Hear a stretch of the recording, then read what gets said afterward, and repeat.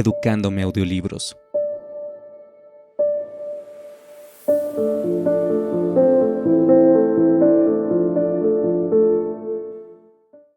Introducción del traductor. En los márgenes se ofrece la paginación de la primera y segunda ediciones alemanas, A y B respectivamente. No he hecho constar la paginación de la Akademie Ausgabe porque, al tomar como base de la traducción las dos mencionadas ediciones, me ha parecido más oportuno el remitir también a ellas. De todas formas, esta paginación es igualmente útil de cara a los tomos tercero, texto de B, y cuarto, texto de A, de la Akademie Ausgabe, ya que también en ellos se recoge la paginación de A y E. En el caso del tomo 4, solo hasta la página. La traducción se completa finalmente con un índice de nombres y un índice de materias. Nota a la octava edición. Tengo que expresar mi grata sorpresa al aparecer ahora una octava edición de esta traducción de Kant, 15 años después de haber salido la primera. Doy por bien empleado el tiempo que le dediqué entre 1973 y 75, época en la que gozaba de los años sabáticos, con que el franquismo nos obsequió a un grupo de profesores que no caíamos simpáticos al que fue rector de la recién estrenada Universidad Autónoma, Julio Rodríguez. Algunos colegas me han hecho interesantes observaciones acerca de la traducción, gracias a las cuales he podido corregir algún que otro error. Pero soy muy consciente de que quedan muchos problemas por resolver. Tal como escribí ya en mi introducción de 1911, creo que el escollo más difícil de superar en la traducción de un texto como este es reflejar en el lenguaje de hoy lo designado por el lenguaje de un autor del siglo XVIII. Este problema solo puede ser verdaderamente resuelto por los analistas de la obra de Kant, tanto extranjeros como españoles. En concreto, los estudios españoles pueden ofrecer al traductor aclaraciones útiles para mejorar la traducción, pero los especialistas saben muy bien, y esto me dispensa de entrar en multitud de detalles que ofrecen problemas de interpretación, que el traductor no puede ahorrar a los estudiosos el análisis histórico-filológico ni la exégesis hermenéutica o el examen crítico de las múltiples facetas que comprende la obra de Kant. La versión castellana de la Crítica de la Razón Pura cumple satisfactoriamente con su función. A mi juicio, sí permite al lector de lengua castellana acceder sin más trabas que las normales al texto de Kant. Desentrañar su sentido en un nivel que no es del lector corriente sino el del intérprete es una tarea que no toca al traductor sino al especialista.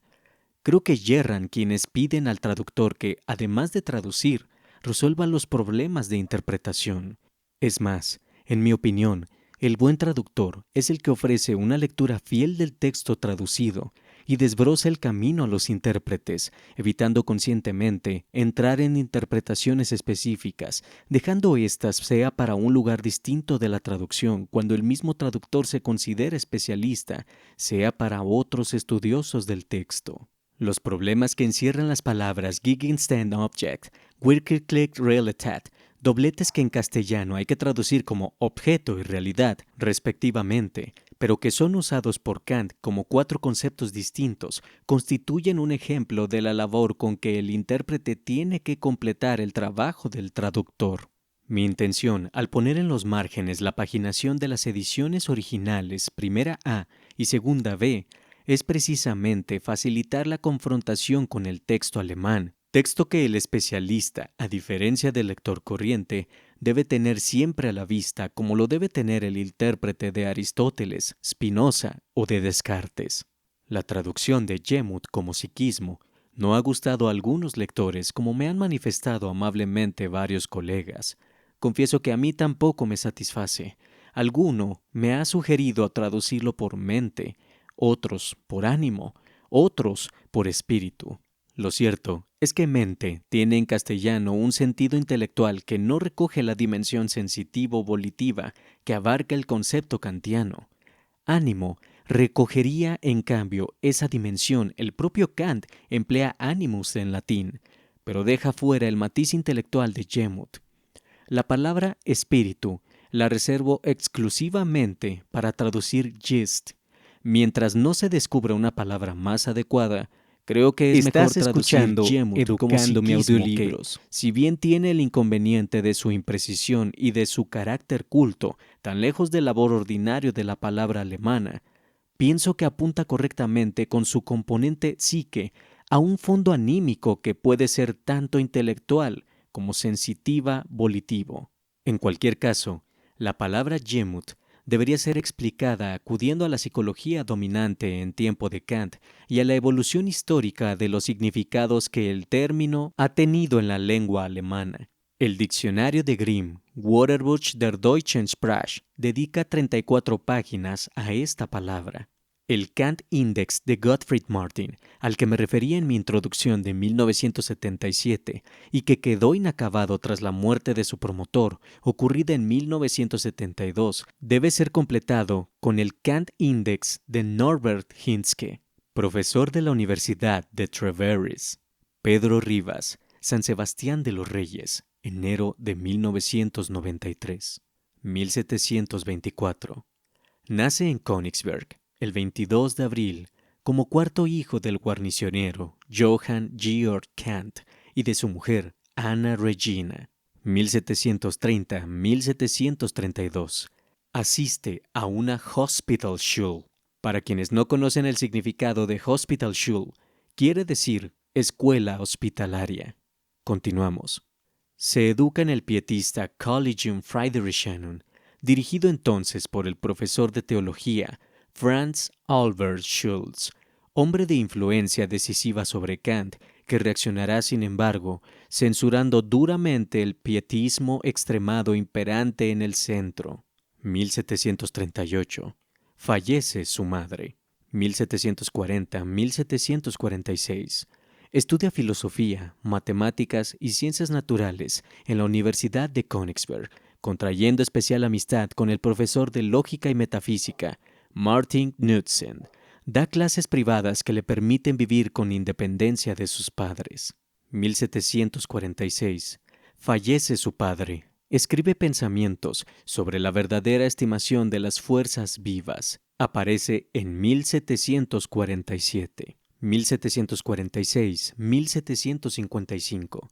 Trabaja como profesor particular en casa de familias de los alrededores de Königsberg. 1755. Junio. Meditation Quarantan die Angst Delineation. Tesis doctoral. Septiembre. Principium Primorum Cognitionis Metaphysicae Nova Dilucidado. Habilitación. 1756. Monadología física. Disertación para recibir un puesto de profesor. 1758. Nuevo concepto doctrinal del movimiento y el reposo. 1759. Ensayo de algunas consideraciones sobre el optimismo. 1762-1764. Herder asiste a las clases de Kant. 1763. Recibe el Accessit en el concurso organizado por la Academia de Ciencias de Berlín por su investigación sobre la claridad de los principios de la teología natural y de la moral. 1764. Rechaza la cátedra de poesía que le es ofrecida. 1765. Nombrado subbibliotecario de la Biblioteca Real de Königsberg, con lo que obtiene su primer sueldo fijo. 1769. Llamado por las universidades de Erlangen y Jena como profesor ordinario, Kant no acepta en espera de una plaza en Königsberg. 1770. Nombrado profesor ordinario de lógica y metafísica en la Universidad de Königsberg, ocasión para la cual escribe la Dissertatio De Mundis Sensibilisatque Intelligibilis Forma et Principes. 1772. Deja el puesto de subbibliotecario. 1780. Ingresa en el Senado Académico de la Universidad de Königsberg. 1781. Crítica de la razón pura. 1783. Prolegómenos a toda metafísica futura que pueda presentarse como ciencia. 1785. Fundamentación de la metafísica moral. 1786. Nombrado rector de la universidad, Principios metafísicos de la ciencia natural. 1787. Segunda edición de la Crítica de la razón pura. Kant ocupa una casa propia en Königsberg. 1788. Crítica de la razón práctica, sobre el uso de principios ideológicos en la filosofía. 1791. Sobre el fracaso de todos los ensayos filosóficos en la Teodicea. 1793. La religión Estás dentro escuchando de los límites de la Educándome mera Audiolibros. razón. Sobre el lugar común. Esto puede ser correcto en teoría, pero no vale para la práctica. 1794. Conflicto con la censura prusiana. 1795. Para la paz perpetua. 1797. Abandona su actividad docente, metafísica moral. 1798. El conflicto de las facultades. 1800. Su discípulo, Wasianski, se encarga del cuidado de Kant, cuyas fuerzas disminuyen progresivamente.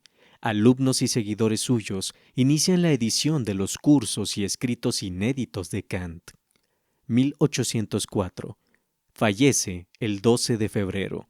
A su excelencia, el Real Ministro de Estado, Barón de Sedlitz. Señor, contribuir al crecimiento de la ciencia según las posibilidades de cada uno es trabajar en la línea de intereses de vuestra excelencia, pues estos se hallan estrechamente unidos a ellas, no solo por vuestro elevado puesto de protector, sino por vuestra más íntima relación con las ciencias en cuanto conocedor ilustrado y entusiasta de las mismas.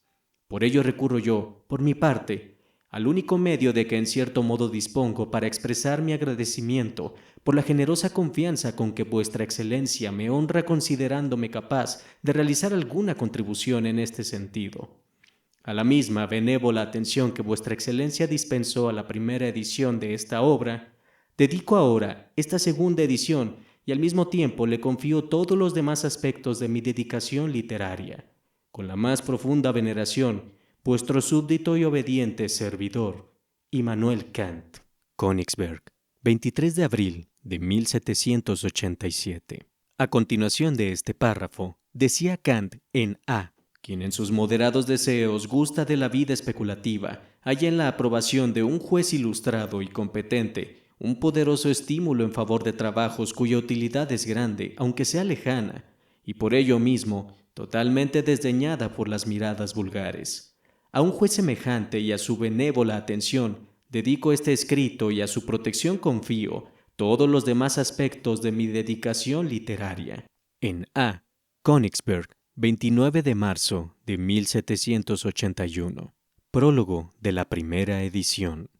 La razón humana tiene el destino singular en uno de sus campos de conocimiento de hallarse acosada por cuestiones que no puede rechazar por ser planteadas por la misma naturaleza de la razón, pero a las que tampoco puede responder por sobrepasar todas sus facultades.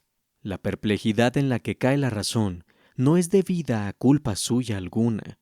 Comienza con principios cuyo uso es inevitable en el curso de la experiencia, uso que haya a la vez suficientemente justificado por esta misma experiencia. Con tales principios, la razón se eleva cada vez más como exige su propia naturaleza, llegando a condiciones progresivamente más remotas. Pero, advirtiendo que de esta forma su tarea ha de quedar inacabada, ya que las cuestiones nunca se agotan, se ve obligada a recurrir a principios que sobrepasan todo posible uso empírico y que parecen, no obstante, tan libres de sospecha que la misma razón ordinaria se halla de acuerdo con ellos. Es así como incurre en oscuridades y contradicciones, y aunque puede deducir que éstas se deben necesariamente a errores ocultos en algún lugar, no es capaz de detectarlos, ya que los principios que utiliza no reconocen contrastación empírica alguna por sobrepasar los límites de toda experiencia. El campo de batalla de estas inacabables disputas se llama metafísica. Hubo un tiempo en que la metafísica recibía el nombre de reina de todas las ciencias, y si se toma el deseo por la realidad, bien merecía este honroso título, dada la importancia prioritaria de su objeto. La moda actual, por el contrario, consiste en manifestar ante ella todo su desprecio. La matrona, rechazada y abandonada, se lamenta como Estás Hécuba, escuchando moro maxima Educando mi rerum, tot audiolibros. generis natisc potens, non trejor excel en abs. Su dominio bajo la administración de los dogmáticos empezó siendo despótico, pero dado que la legislación llevaba todavía la huella de la antigua barbarie, tal dominio fue progresivamente degenerando a consecuencia de guerras intestinas en una completa anarquía. Los escépticos, especie de nómada que aborrecen todo asentamiento duradero, destruían de vez en cuando la unión social. Afortunadamente, su número era reducido. Por ello, no pudieron impedir que los dogmáticos intentaran reconstruir una vez más dicha unión, aunque sin concordar entre sí mismos sobre ningún proyecto. Más recientemente pareció por un momento que una cierta fisiología del entendimiento humano, la del conocido Locke, iba a terminar con todas esas disputas y que se iba a resolver definitivamente la legitimidad de aquellas pretensiones. Ahora bien, aunque el origen de la supuesta reina se encontró en la plebeya experiencia común y se debió por ello mismo sospechar con fundamento de su arrogancia, el hecho de habérsele atribuido falsamente tal genealogía hizo que ella siguiera sosteniendo sus pretensiones. Por eso ha recaído todo, una vez más, en el anticuado carcomido dogmatismo y a consecuencia de ello, el desprestigio del que se pretendía haber rescatado la ciencia.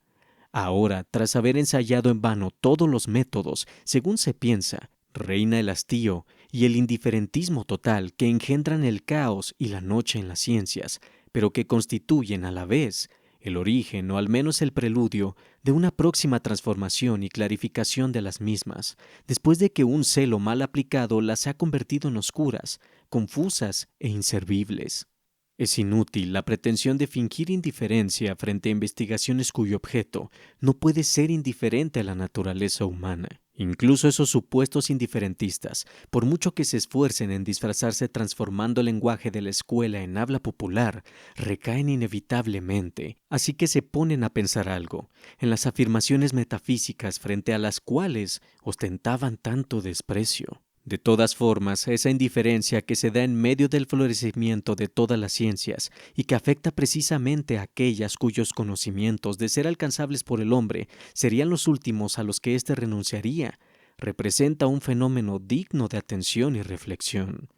Es obvio que tal indiferencia no es efecto de la ligereza, sino del juicio maduro de una época que no se contenta ya con un saber aparente. Es, por una parte, un llamamiento a la razón para que de nuevo emprenda la más difícil de todas sus tareas, a saber, la del autoconocimiento, y por otra, para que sustituya un tribunal que garantice sus pretensiones legítimas y que sea capaz de terminar con todas las arrogancias infundadas, no con afirmaciones de autoridad, sino con leyes eternas e invariables que la razón posee. Semejante tribunal no es otro que la misma crítica de la razón pura. No entiendo por tal crítica la de libros y sistemas, sino de la facultad de la razón en general en relación con los conocimientos a los que puede aspirar prescindiendo de toda experiencia. Se trata, pues, de decidir la posibilidad o imposibilidad de una metafísica en general y señalar tanto las fuentes como la extensión y límites de la misma, todo ello a partir de principios. Este camino, el único que quedaba, es el que yo he seguido y me halaga el que, gracias a haberlo hecho, haya encontrado el modo de acabar con todos los errores que hasta ahora habían dividido la razón consigo misma en su uso no empírico. No he eludido sus preguntas disculpándome con la insuficiencia de la razón humana, sino que las he especificado exhaustivamente de acuerdo con principios. Una vez descubierto el punto de desaveniencia de la razón consigo misma, he resuelto tales preguntas a entera satisfacción suya. Claro que las contestaciones a esas preguntas no han correspondido a las expectativas del exaltado y dogmático afán de saber. Tal afán solo se podría quedar satisfecho mediante poderes mágicos de los que yo nada entiendo. Pero tampoco era ese el propósito de la constitución natural de la razón. El deber de la filosofía consiste en eliminar la ilusión producida por un malentendido, aunque ello supusiera la pérdida de preciados y queridos errores, sean cuantos sean. En este trabajo He puesto la mayor atención en la exhaustividad y me atrevo a decir que no hay un solo problema metafísico que no haya quedado resuelto o del que no se haya ofrecido al menos la clave para resolverlo. Y es que la razón pura constituye una unidad tan Estás perfecta que, escuchando si su Educándome principio Audiolibros. resultara insuficiente frente a una sola de las cuestiones que ella se plantea a sí misma, habría que rechazar tal principio, puesto que entonces tampoco sería capaz de solucionar con plena seguridad ninguna de las restantes cuestiones. Al decir esto, creo ver en el rostro del lector una indignación mezclada con desprecio ante pretensiones aparentemente tan ufanas y arrogantes. Sin embargo, tales pretensiones son incomparablemente más moderadas que las de cualquier autor del programa más ordinario en el que pretenda demostrar, pongamos por caso, la simplicidad del alma o la necesidad de un primer comienzo del mundo.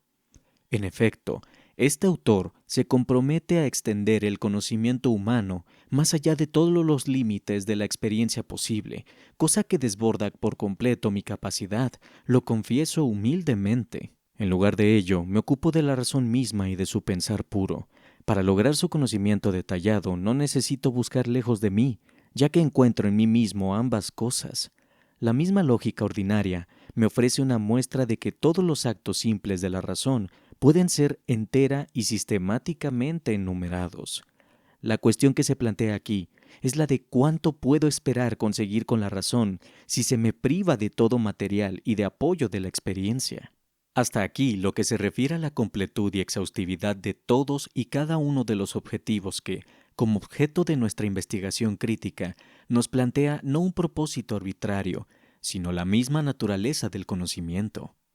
Hay que considerar aún la certera y la claridad, dos requisitos que afectan a la forma de dicha investigación como exigencias fundamentales que se pueden imponer razonablemente a quien se atreva a cometer una empresa tan escabrosa. Por lo que se refiere a la certeza, me he impuesto el criterio de que no es en absoluto permisible el opinar en este tipo de consideraciones y de que todo cuanto se parezca a una hipótesis es mercancía prohibida, una mercancía que no debe estar a la venta ni aun al más bajo precio, sino que debe ser confiscada tan pronto como sea descubierta. Todo conocimiento que quiera sostenerse a priori proclama por sí mismo su voluntad de ser tenido por absolutamente necesario. Ello es más aplicable todavía a la determinación de todos los conocimientos puros a priori, la cual ha de servir de medida y por tanto, incluso de ejemplo de toda certeza apodíctica filosófica. Si he realizado en esta obra la tarea a la que me he comprometido, es algo que dejo enteramente al juicio del lector. Al autor le corresponde únicamente aducir razones, no el enjuiciar el efecto de las mismas sobre sus jueces.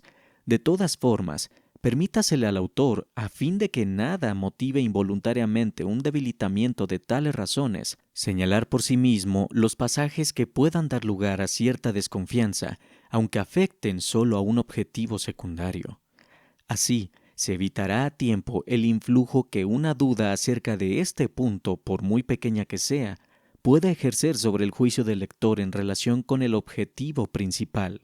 Para examinar a fondo la facultad que llamamos entendimiento y para determinar a la vez las reglas y límites de su uso, no conozco investigaciones más importantes que las presentadas por mí en el segundo capítulo de la Analítica Trascendental, bajo el título de Deducción de los conceptos puros del entendimiento.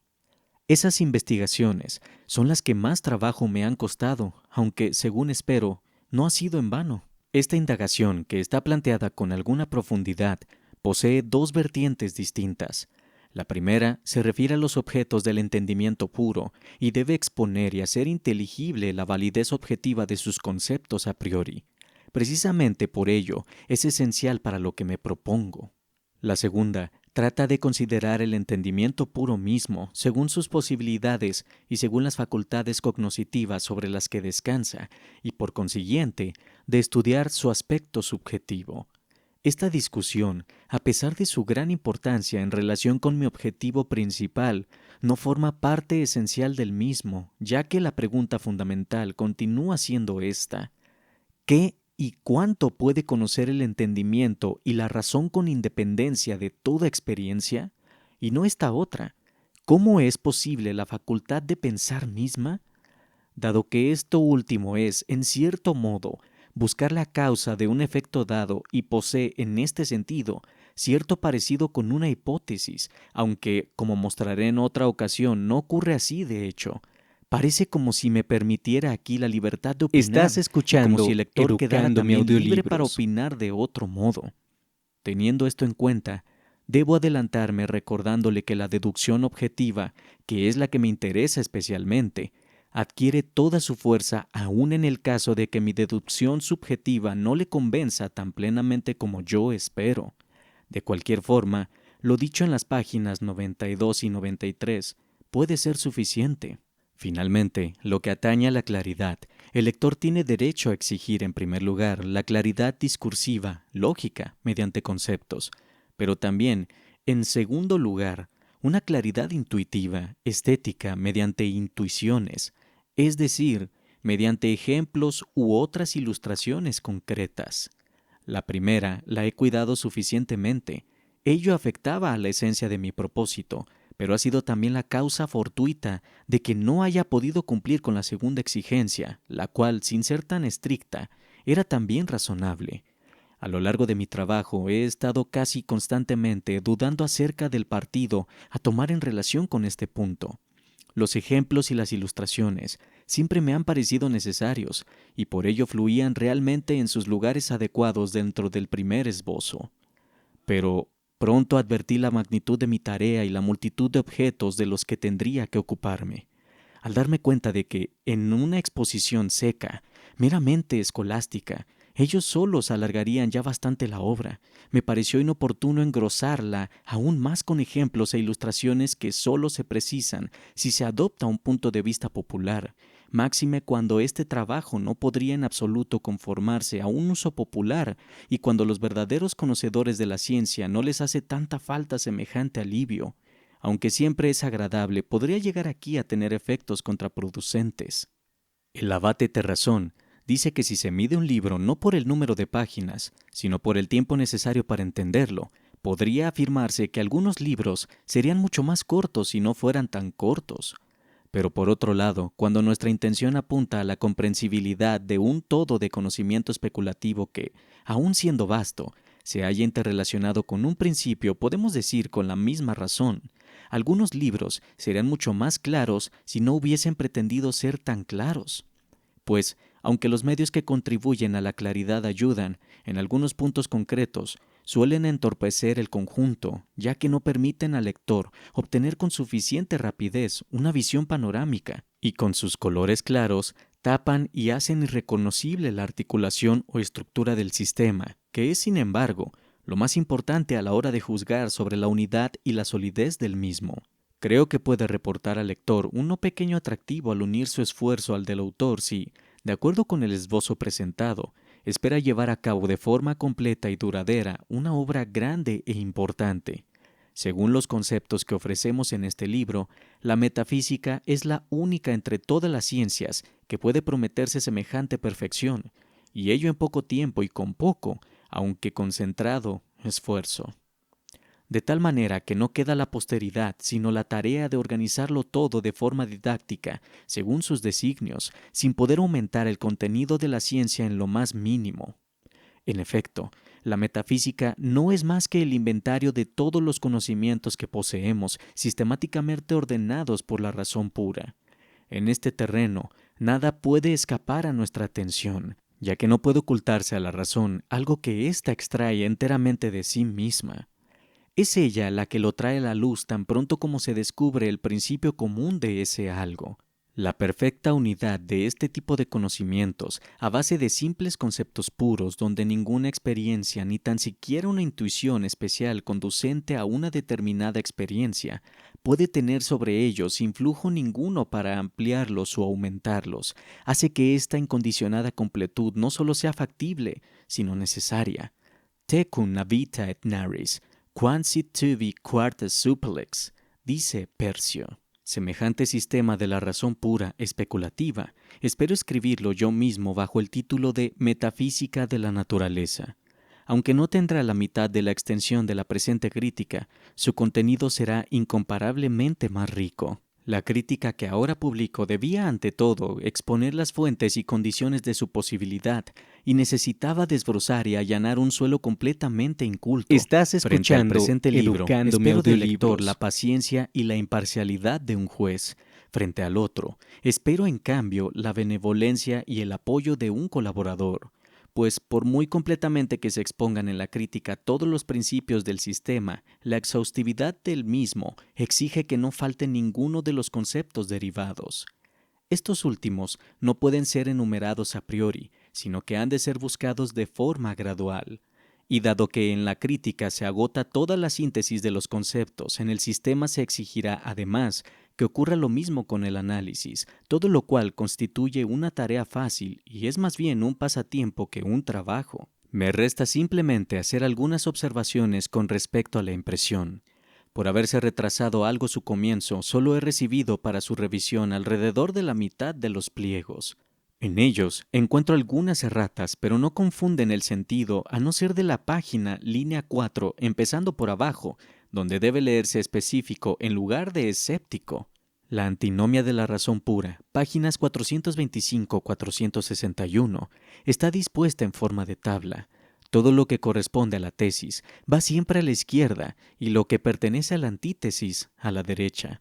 Lo he ordenado así con el fin de que fuera más fácil encontrar entre sí la proposición y la contraproposición.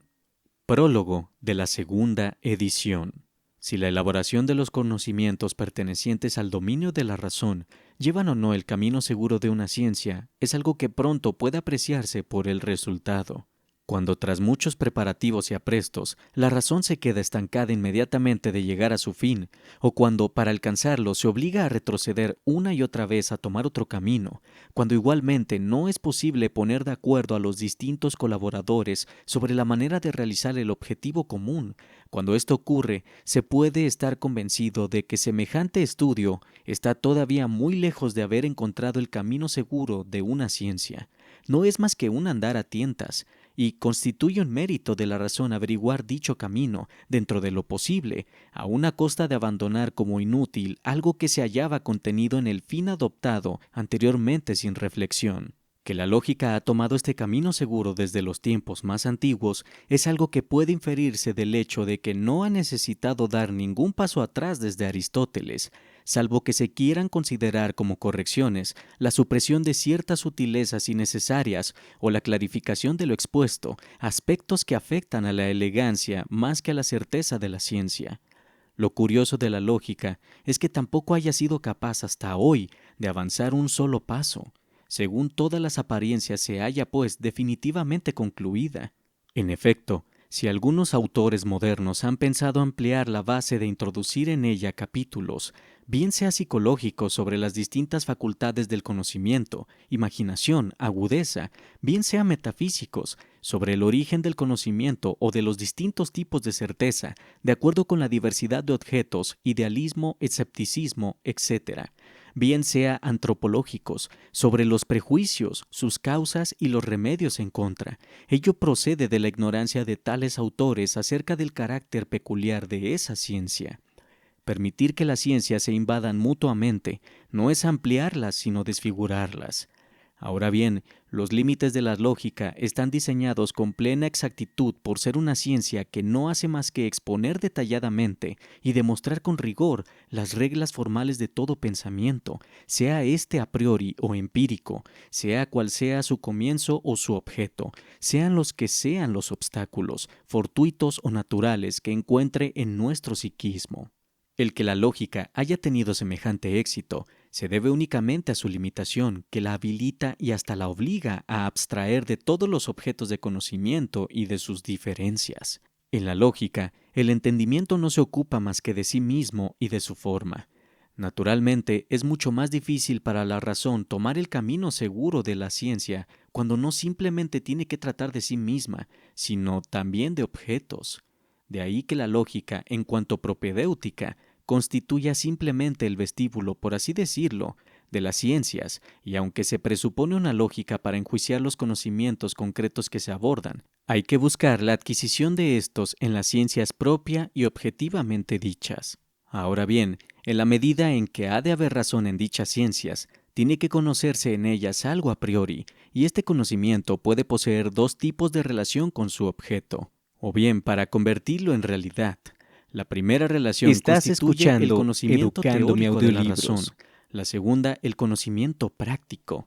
De ambos conocimientos ha de exponerse primero por separado la parte pura, sea mucho o poco lo que contenga, a saber la parte en que la razón determina su objeto enteramente a priori, y posteriormente lo que procede de otras fuentes, a fin de que no se confundan las dos cosas. En efecto, es ruinoso el negocio cuando se gastan ciegamente los ingresos sin poder distinguir después, cuando aquel no marcha, cuál es la cantidad de ingresos capaz de soportar el gasto y cuál es la cantidad en que hay que reducirlo. La matemática y la física son los dos conocimientos teóricos de la razón que deben determinar sus objetos a priori. La primera de forma enteramente pura, la segunda de forma al menos parcialmente pura, estando entonces sujeta a tal determinación a otras fuentes de conocimiento distintas de la razón. La matemática ha tomado el camino seguro de la ciencia desde los primeros tiempos a los que alcanza la historia de la razón humana, en el admirable pueblo griego. Pero no se piense que le ha sido tan fácil como a la lógica, en la que la razón únicamente se ocupa de sí misma, el hallar o más bien el abrir por sí misma ese camino real. Creo, por el contrario, que ha permanecido mucho tiempo andando a tientas, especialmente entre los egipcios, y que hay que contribuir tal cambio a una revolución llevada a cabo en un ensayo por la idea feliz de un solo hombre. A partir de este ensayo, no se podía ya confundir la ruta a tomar, y el camino seguro de la ciencia quedaba trazado e iniciado para siempre y con un alcance ilimitado. Ni la historia de la revolución del pensamiento, mucho más importante que el descubierto del conocido Cabo de Buena Esperanza, ni la del afortunado que la realizó, se nos ha conservado. Sin embargo, la leyenda que nos transmite Diógenes Laercio, quien nombra al supuesto descubridor de los más pequeños elementos de las demostraciones geométricas y, según el juicio de la mayoría, no necesitado siquiera de prueba alguna, demuestra que el recuerdo del cambio sobrevenido al vislumbrarse este nuevo camino debió ser considerado por los matemáticos como muy importante y que por ello mismo se hizo inolvidable. Una nueva luz se abrió al primero, llámese Tales o como quiera, que demostró el triángulo equilátero. En efecto, advirtió que no debía indagar lo que veía en la figura o en el mero concepto de ella, y por así decirlo, leer a partir de ahí sus propiedades, sino extraer éstas a priori por medio de lo que él mismo pensaba y exponía, por construcción, en conceptos. Advirtió también que, para saber a priori algo con certeza, no debía añadir a la cosa sino lo necesariamente se seguía de lo que él mismo, con arreglo a su concepto, había puesto en ella. La ciencia natural tardó bastante más en encontrar la vía grande de la ciencia. Hace solo alrededor de un siglo y medio que la propuesta del ingenioso Bacon de Verulam, en parte, ocasionó el descubrimiento de la ciencia y en parte le dio más vigor al estarse ya sobre la pista de la misma. Este descubrimiento puede muy bien ser explicado igualmente por una rápida revolución previa en el pensamiento. Solo me referiré aquí a la ciencia natural en la medida en que se basa en principios empíricos. Cuando Galileo hizo bajar por el plano inclinado unas bolas de peso elegido por él mismo, o cuando Torricelli hizo que el aire sostuviera un peso que él de antemano había supuesto equivalente al de un determinado volumen de agua, o cuando más tarde Stahl transformó metales en cal y ésta de nuevo en metal, a base de quitarles algo y devolvérselo, entonces los investigadores de la naturaleza comprendieron súbitamente algo. Entendieron que la razón solo reconoce lo que ella misma produce según su bosquejo, que la razón tiene que anticiparse con los principios de sus juicios de acuerdo con leyes constantes y que tiene que obligar a la naturaleza a responder sus preguntas, pero sin dejarse conducir con andaderas, por así decirlo. De lo contrario, las observaciones fortuitas y realizadas sin un plan previo no van ligadas a ninguna ley necesaria, ley que, de todos modos, la razón busca y necesita.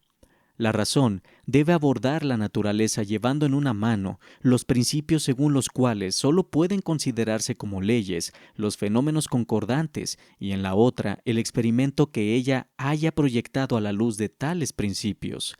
Aunque debe hacerlo para ser instruida por la naturaleza, no lo hará en calidad de discípulo que escucha todo lo que el maestro quiere, sino como juez designado que obliga a los testigos a responder a las preguntas que él les formula. De modo que incluso la física solo debe tan provechosa revolución de su método a una idea, la de buscar no fingir en la naturaleza lo que la misma razón pone en ella, lo que debe aprender de ella, de lo cual no sabría nada por sí sola. Únicamente de esta forma ha alcanzado la ciencia natural el camino seguro de la ciencia, después de tantos años de no haber sido más que un mero andar a tientas. La metafísica, conocimiento especulativo de la razón completamente aislado, que se levanta enteramente por encima de lo que enseña la experiencia, con meros conceptos, no aplicándolos a la intuición como lo hacen las matemáticas, donde por tanto la razón ha de ser discípula de sí misma, no ha tenido hasta ahora la suerte de poder tomar el camino seguro de la ciencia. Y ello a pesar de ser más antigua que todas las demás, y de que seguiría existiendo aunque éstas desaparecieran totalmente en el abismo de una barbarie que lo aniquilara todo. Efectivamente, en la metafísica la razón se atasca continuamente, incluso cuando, hallándose frente a las leyes que la experiencia más ordinaria confirma, ella se empeña en conocerlas a priori. Incontables veces hay que volver atrás en la metafísica, ya que se advierte que el camino no conduce a donde se quiere ir. Por lo que toca a la unanimidad de lo que sus partidarios afirman, está aún tan lejos de ser un hecho, que más bien es un campo de batalla realmente destinado, al parecer, a ejercitar las fuerzas propias en un combate donde ninguno de los contendientes ha logrado jamás conquistar el más pequeño terreno, ni fundar sobre su victoria una posesión duradera.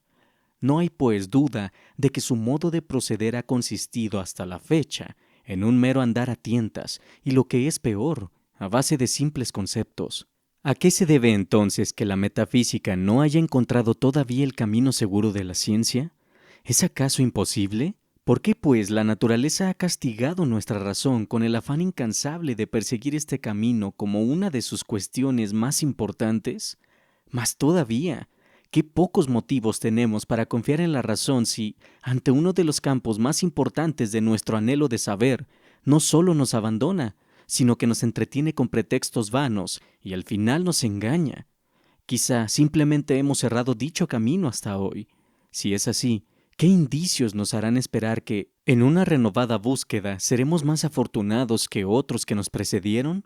Me parece que los ejemplos de la matemática y de la ciencia natural, las cuales se han convertido en lo que son ahora gracias a una revolución repentinamente producida, son lo suficientemente notables como para hacer reflexionar sobre el aspecto esencial de un cambio de método que tan buenos resultados ha proporcionado en ambas ciencias, así como también para imitarlas, al menos a título de ensayo, dentro de lo que permite su analogía en cuanto a conocimientos de razón con la metafísica. Se ha supuesto hasta ahora que todo nuestro conocer debe regirse por los objetos. Sin embargo, todos los intentos realizados bajo tal supuesto con vistas a establecer a priori, mediante conceptos, algo sobre dichos objetos, algo que ampliara nuestro conocimiento, desembocaban en el fracaso. Intentemos, pues, por una vez, si no adelantarnos más en las tareas de la metafísica, suponiendo que los objetos deben conformarse a nuestro conocimiento, cosa que concuerda ya mejor con la deseada posibilidad de un conocimiento a priori de dichos objetos, un conocimiento que pretende establecer algo sobre estos antes de que nos sean dados. Ocurre aquí como con los primeros pensamientos de Copérnico.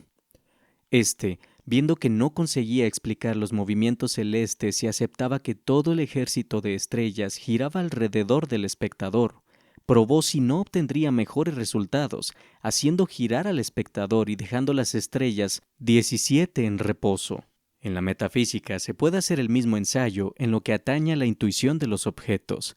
Si la intuición tuviera que regirse por la naturaleza de los objetos, no veo cómo podría conocerse algo a priori sobre esa naturaleza.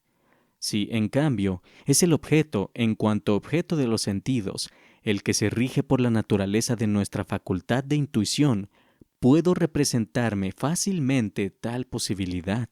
Ahora bien, como no puedo pararme en estas intuiciones, si se las quiere convertir en conocimientos, sino que debo referirlas a algo como objeto suyo y determinar éste mediante las mismas, puedo suponer una de estas dos cosas. O bien, los conceptos por medio de los cuales efectúo esta determinación se rigen también por el objeto y entonces me encuentro una vez más con el mismo embarazo sobre la manera de saber de él algo a priori, o bien supongo que los objetos o lo que es lo mismo, la experiencia, única fuente de su conocimiento en cuanto a objetos dados, se rige por tales conceptos. En este segundo caso, veo enseguida una explicación más fácil, dado que la misma experiencia constituye un tipo de conocimiento que requiere entendimiento, y éste posee unas reglas que yo debo suponer en mí ya antes de que los objetos me sean dados, es decir, reglas a priori. Estas reglas se expresan en conceptos a priori a los que, por tanto, se conforman necesariamente todos los objetos de la experiencia y con los que deben concordar.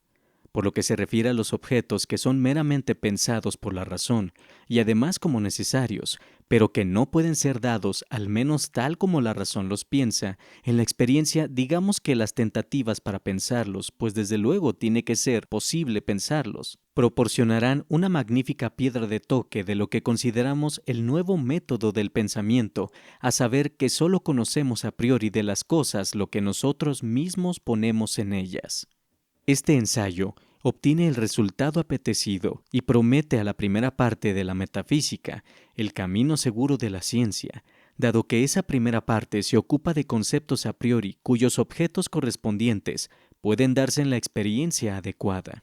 En efecto, según dicha transformación del pensamiento, se puede explicar muy bien la posibilidad de un conocimiento a priori, y más todavía, se pueden proporcionar pruebas satisfactorias a las leyes que sirven de base a priori de la naturaleza, entendida ésta como compendio de los objetos de la experiencia. Ambas cosas eran imposibles en el tipo de procedimiento empleado hasta ahora. Sin embargo, la deducción de nuestra capacidad de conocer a priori en la primera parte de la metafísica se sigue un resultado extraño y, al parecer, muy perjudicial para el objetivo entero de la misma, el objetivo del que se ocupa la segunda parte. Este resultado consiste en que, con dicha capacidad, jamás podremos traspasar la frontera de la experiencia posible, cosa que constituye precisamente la tarea más esencial de esa ciencia. Pero en ello mismo reside la prueba indirecta de la verdad del resultado de aquella primera apreciación de nuestro conocimiento racional a priori, a saber que éste solo se refiere a fenómenos y que deja, en cambio, la cosa en sí como no conocida por nosotros, a pesar de ser real por sí misma.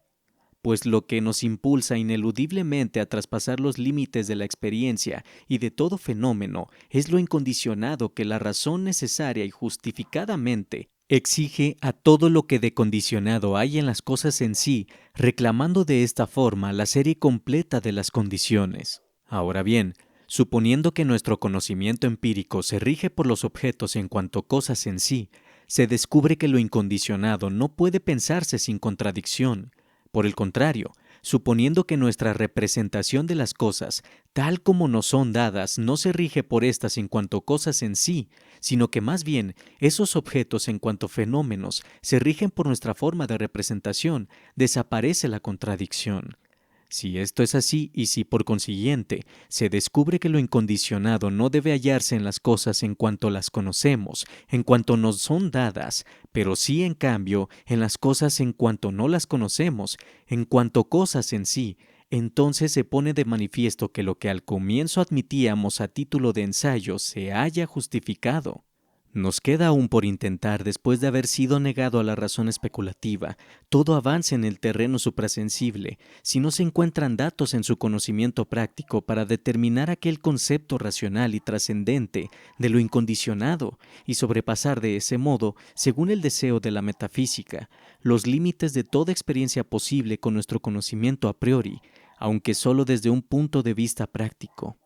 Con este procedimiento, la razón especulativa siempre nos ha dejado al menos sitio para tal ampliación, aunque tuviera que ser vacío. Tenemos, pues, libertad para llenarlo. Estamos incluso invitados por la razón a hacerlo, si podemos, con sus datos prácticos. Esta tentativa de transformar el procedimiento hasta ahora empleado por la metafísica, efectuando en ella una completa revolución de acuerdo con el ejemplo de los geómetras y los físicos, constituye la tarea de esta crítica de la razón pura especulativa. Es un tratado sobre el método, no un sistema sobre la ciencia misma. Traza, sin embargo, el perfil entero de ésta, tanto respecto de sus límites como respecto de toda su articulación interna. Estás escuchando, pues lo propio de la razón pura especulativa consiste en que puede y debe medir su capacidad según sus diferentes modos de elegir objetos de pensamiento, en que puede y debe enumerar exhaustivamente las distintas formas de proponer tareas y bosquejar así globalmente un sistema de metafísica. Por lo que toca a lo primero, en efecto, nada puede añadirse a los objetos en el conocimiento a priori, fuera de lo que el sujeto pensante toma de sí mismo. Por lo que se refiere a lo segundo, la razón constituye, con respecto a los principios del conocimiento, una unidad completamente separada, subsistente por sí misma, una unidad en la que, como ocurre en un cuerpo organizado, cada miembro trabaja en favor de todos los demás y estos, a su vez, en favor de los primeros. Ningún principio puede tomarse con seguridad desde un único aspecto sin haber investigado a la vez su relación global con todo el uso puro de la razón. A este respecto, la metafísica tiene una serie singular no otorgada a ninguna de las otras ciencias racionales que se ocupan de objetos, pues la lógica solo estudia la forma del pensamiento en general. Esta suerte consiste en lo siguiente. Si mediante la presente crítica la metafísica se inserta en el camino seguro de la ciencia, puede abarcar perfectamente todo el campo de los conocimientos que le pertenecen. Con ello terminaría su obra y la dejaría, para uso de la posteridad, como patrimonio al que nada podría añadirse, ya que sólo se ocupa de principios y de las limitaciones de su uso, limitaciones que vienen determinadas por esos mismos principios. Por consiguiente, está también obligada, como ciencia fundamental, a esa completud, y de ella ha de poder decirse nil actum reputans, siquid superesset agendum. Se preguntará, sin embargo, ¿qué clase de tesoro es este que pensamos legar a la posteridad con semejante metafísica depurada por la crítica, pero relegada por ello mismo a un estado de inercia?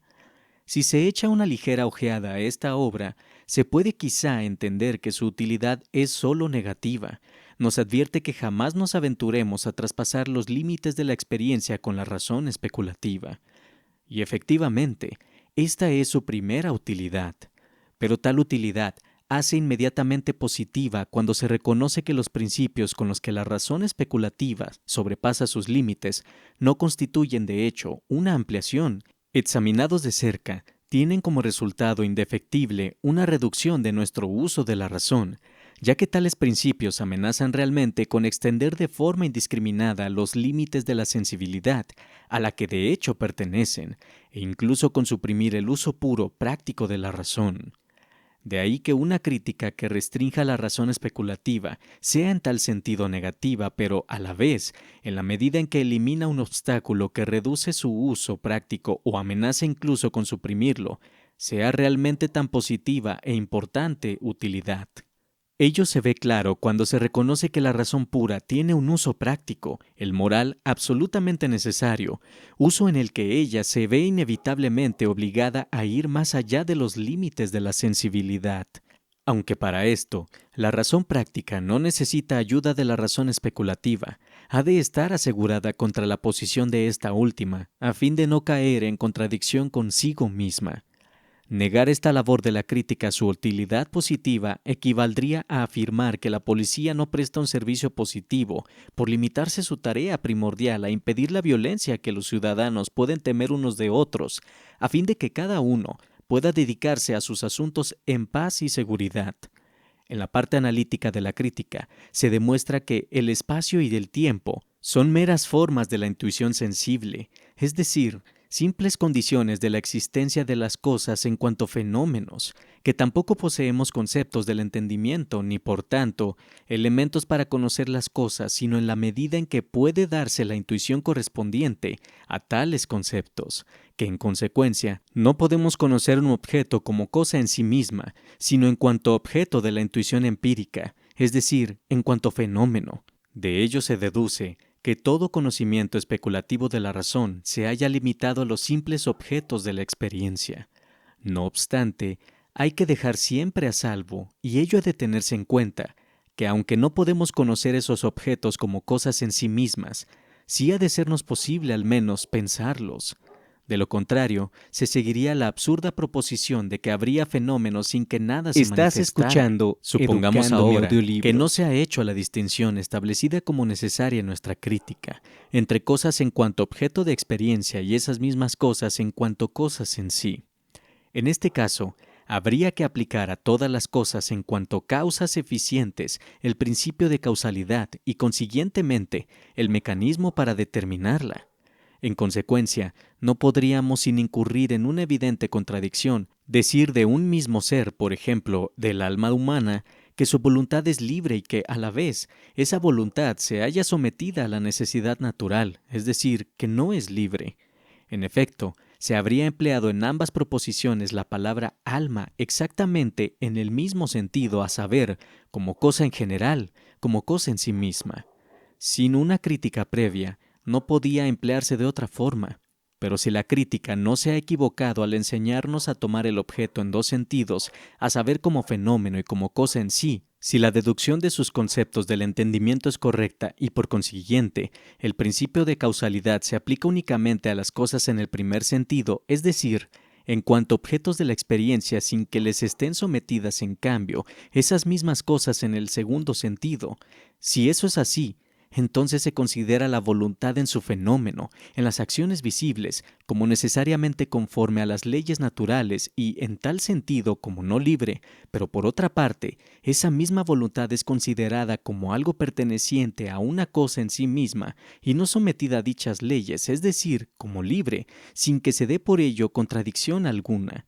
No puedo, es cierto, conocer mi alma desde este último punto de vista por medio de la razón especulativa, y menos todavía por medio de la observación empírica, ni puedo, por tanto, conocer la libertad como propiedad de un ser al que atribuyo efectos en el mundo sensible. No puedo hacerlo porque debería conocer dicho ser como determinado en su existencia, y no como determinado en el tiempo, lo cual es imposible al no poder apoyar mi concepto en ninguna intuición. Pero sí puedo, en cambio, concebir la libertad, es decir, su representación no encierra en sí contradicción ninguna si se admite nuestra distinción crítica entre los dos tipos de representación, sensible e intelectual, y la limitación que tal distinción implica en los conceptos puros del entendimiento, así como también, lógicamente, en los principios que de ellos derivan. Supongamos ahora que la moral presupone necesariamente la libertad, en el más estricto sentido, como propiedad de nuestra voluntad por introducir a priori, como datos de la razón, principios prácticos originarios que residen en ella y que serían absolutamente imposibles de no presuponerse la libertad.